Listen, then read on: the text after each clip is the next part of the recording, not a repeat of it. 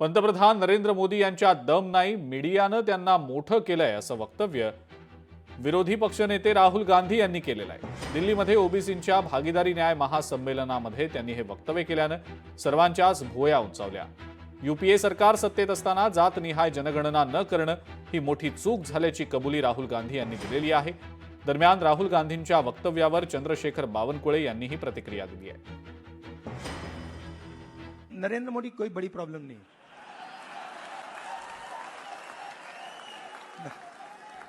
वो नहीं। मैं आपको बता रहा हूं, ये आपने अपने सिर पे चढ़ा रखा है, कोई प्रॉब्लम नहीं।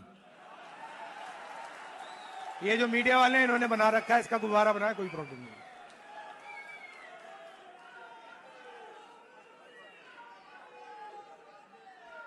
अब पहले तो मैं मिला नहीं था, अब 2-3 बार मैं मिल भी लिया हूं, बात समझ गया हूं मैं, कुछ नहीं उसमें।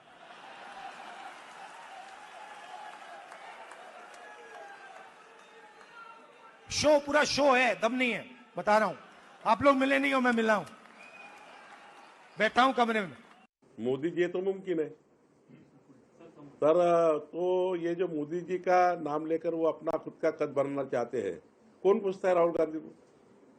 मोदी जी विश्व के सबसे बड़े नेता है, ये भावना खुद डोनाल्ड ट्रंप जी करते हैं, जिन्होंने कभी जीवन में देश की डेवलपमेंट की बात ही नहीं की।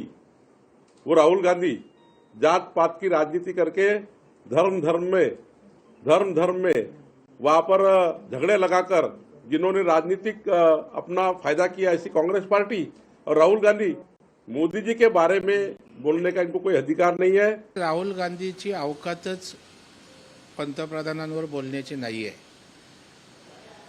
जो राजकारण सिरियस करत नाहीत, पिकनिकला परदेशात जाणार, 2 दिवस देशात येणार, आणि जे पंतप्रधान आज जगामध्ये लोकप्रिय आहेत, आपल्या देशाचं नाव प्रतिष्ठा आज उंचावले, त्यांना अशा पद्धतीचं वक्तव्य करणं म्हणजे राहुल गांधी फ्रस्ट्रेट झालेले दिसत आहेत।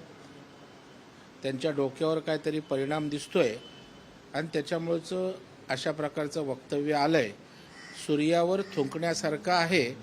राहुल गांधींनी आपल्या क्षमतेप्रमाणे बोलावं।